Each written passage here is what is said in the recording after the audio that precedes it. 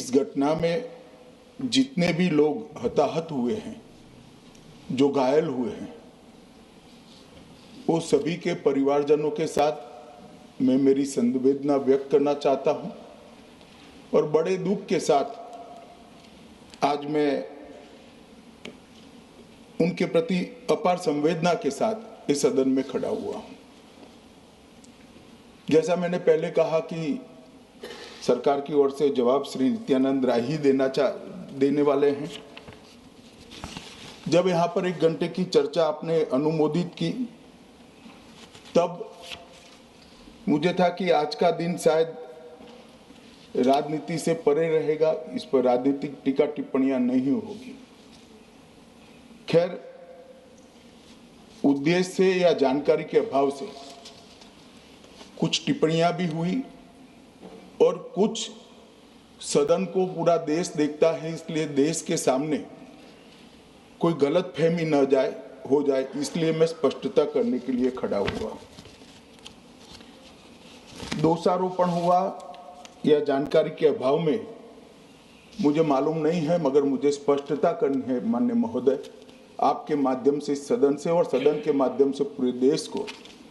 Early warning early warning early warning early warning बोलते ही गए। अंग्रेजी में जितने भी गंभीर प्रकार के शब्द है अपने भाषण में डालकर इसको बताया गया। मैं सदन के सामने स्पष्टता करना चाहता हूं, 23 जुलाई को केरल सरकार को अर्ली वार्निंग भारत सरकार की ओर से दी गई थी।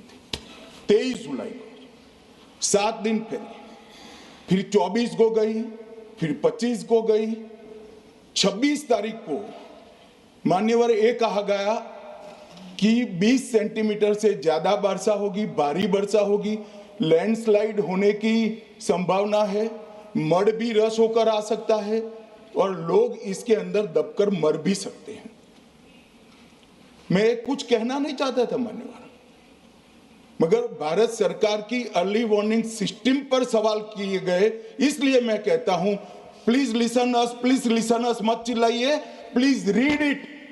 जो वार्निंग भेजा है उसको पढ़िए जरा। और इस देश में कई राज्य सरकारें ऐसी हैं जिन्होंने इस प्रकार की वार्निंग का उपयोग कर जीरो कैजुअलिटी डिजास्टर मैनेजमेंट किया। मैं ओडिशा राज्य सरकार के लिए भी, उस वक्त हमारी नहीं थी, नवीन बाबू की थी, हमने 7 दिन पहले साइक्लोन का अलर्ट भेजा, सिर्फ एक व्यक्ति मारा गया, वो भी गलती से मारा गया। गुजरात सरकार को हमने साइक्लोन का अलर्ट 3 दिन पहले भेजा, एक पशु भी नहीं मरा साहब। मगर मैं बड़ी विनम्रता के साथ कहना चाहता हूं कि आप जो घिसे पिटे शब्द यहां लेकर आए हैं और डिमांड ही करते जा रहे हैं, अर्ली वार्निंग सिस्टम है। भारत सरकार ने 14 के बाद अर्ली वार्निंग सिस्टम के लिए 2000 करोड़ रुपया खर्च किया है और इसको साझा किया जाता है मान्यवर। 7 दिन पहले हर राज्य को सूचना भेजी जाती है और वो सूचना साइट पर सबके लिए भी उपलब्ध है, मान्य सांसदों के लिए भी उपलब्ध है। मगर कुछ लोगों को है कि यहाँ की साइटें खोलते ही नहीं, विदेश की ही खोलते हैं, तो अब विदेश में तो इसकी अर्ली वार्निंग सिस्टम आएगी नहीं, हमारी साइट देखनी पड़ेगी मान्यवर। वर्षा, 1 मिनट आप सुनो भाई, मैंने ध्यान से आपको सुना है, सुनिए जरा। No, please. इस तरह से नहीं चलेगा, सदन है। I will not allow. The facts and figures and details are being imparted. Please. मान्यवर, Honorable Minister. मैं तो उस उद्देश्य से ही कहता हूं इसको सुनकर सभी राज्य अलर्ट हो, अर्ली में अलर्ट हो जाए।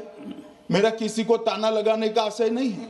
वर्षा के लिए अर्ली वार्निंग सिस्टम है, हीट वेव के लिए है, तूफान के लिए है, चक्रवात के लिए है, यहां तक बिजली के लिए भी अर्ली वार्निंग सिस्टम है, जो 10 मिनट पहले बिजली अक्षांश रेखांक के साथ कहां गिरेगी वो सीधा कलेक्टर को इन्फॉर्म करती, मगर इसका कोई जिक्र नहीं कर रहा है।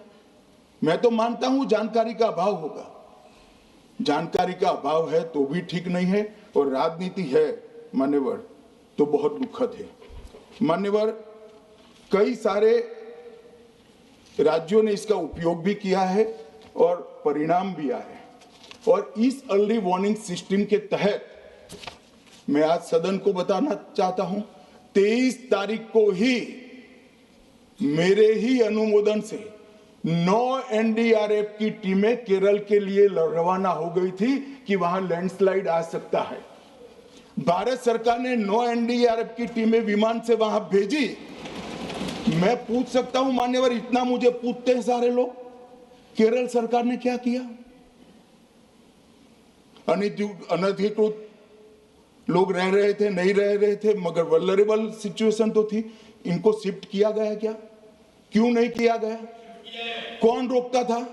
और शिफ्ट किया तो मरे कैसे? शिफ्ट पहले नहीं किया गया है, बाद में किया गया है। जितना बोलोगे इतना नुकसान होगा।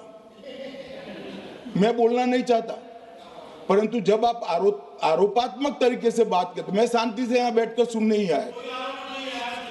मान्यवर, मैं आज आपके माध्यम से कहना चाहता हूं कि early warning system Narendra Modi ji 2014 में प्रधानमंत्री बने, 2016 से ये प्रोजेक्ट चालू हुआ और 23 तक दुनिया की सबसे आधुनिक अर्ली वार्निंग सिस्टम कहीं पर है तो भारत में। और इसका 7 दिन पहले इसका अनुमान देने वाले 4 ही देश है, उसमें से एक भारत है। मगर उसको पढ़ना पड़ता है, डिमांड करने से कुछ नहीं होता। मान्यवर, जो उन्होंने कहा कि भाई डिजास्टर के पैसे रिलीज करने का राज्य के साथ पास अधिकार नहीं है, वो गलत है। मान्यवर, मैं इसकी भी स्पष्टता करना चाहता हूं क्योंकि सदन का रिकॉर्ड साफ रहना चाहिए। एसडीआरएफ में 10% राशि कोई भी राज्य अपने हिसाब से अपनी गाइडलाइन से इश्यू कर सकता है और 100% राशि भारत सरकार की जो गाइडलाइन इश्यू हुई है, गाइडलाइन इश्यू के किसी भी परमिशन की भारत सरकार की जरूरत नहीं है, गाइडलाइन को सिर्फ फॉलो करना है। मगर जो ये डिजास्टर के पैसे हैं और कोई हेड के अंदर तो खर्च नहीं हो सकते, हमें इतना तो चेक एंड बैलेंस रखना पड़ेगा। तो फिर भी 10% खर्च तो डिजास्टर के नाम से कुछ भी आप करें कोई नहीं पूछता। 90% खर्च आप गाइडलाइन के हिसाब से डिजास्टर के लिए भारत सरकार की कोई परमिशन लेने की जरूरत नहीं। और बंगाल का भी कहा मान्यवर, डिटेल स्टेटमेंट नित्यानंद जी पढ़ेगी, मतलब मैं स्ट्रक्चर्ड स्टेटमेंट नहीं दे रहा हूं, सिर्फ स्पष्टताएं कर रहा हूं। मान्यवर, बंगाल का भी कहा, हमने 6,244 करोड़ रुपया 14 से 24 तक बंगाल के अप्रूव किए हैं और जिस प्रकार से इनके खर्च का हिसाब आता है इस हिसाब से रिलीज होते हैं। उसमें से 4,619 4619 करोड़ रुपया हमने रीएम्बर्स कर दिया है, मगर वहां थोड़ा प्रॉब्लम है हिसाब भेजने में। अब वो तो मैं अच्छे से नहीं कर सकता साहब, बंगाल ने ही करना पड़ेगा। अकाउंट देना पड़ता है तो सरकार है, कोई पॉलिटिकल पार्टी नहीं है ना। सरकार के कुछ रूल्स होते हैं, रेगुलेशन होते हैं, अकाउंटिंग सिस्टम होती है, एजी का ऑडिट होता है। हम किसी को नहीं मानेंगे तो थोड़ी तकलीफ आएगी, मगर धीरे धीरे आदत पड़ रही है, इंप्रूवमेंट आया है। इसीलिए 6244 में से 4619 करोड़ रुपया इनका रिलीज हो चुका है। और मैं फिर से कहना चाहता हूं मान्यवर, अर्ली वार्निंग सिस्टम दी गई थी, इसीलिए 23 तारीख को हमने एनडीआरएफ की 9 बटालियन वहां पर 9 बटालियन वहां पर हमने भेज दी थी और 3 कल रवाना करी है। एनडीआरएफ की बटालियन उतरने से भी अलर्ट अगर हो जाते तो काफी कुछ बच जाता, मगर मैं किसी पे दोषारोपण नहीं करना चाहता हूं। ये समय है केरल की सरकार के साथ खड़ा रहने का, केरल की जनता के साथ खड़ा रहने का और जो लोगों की हानि हुई है उनके साथ खड़ा रहने का। मैं सदन को विश्वास दिलाना चाहता हूं, irrespective of party politics, Narendra Modi सरकार केरल की जनता और केरल की सरकार दोनों के साथ चट्टान की तरह खड़ी रहेगी, किसी को संशय रखने की जरूरत नहीं।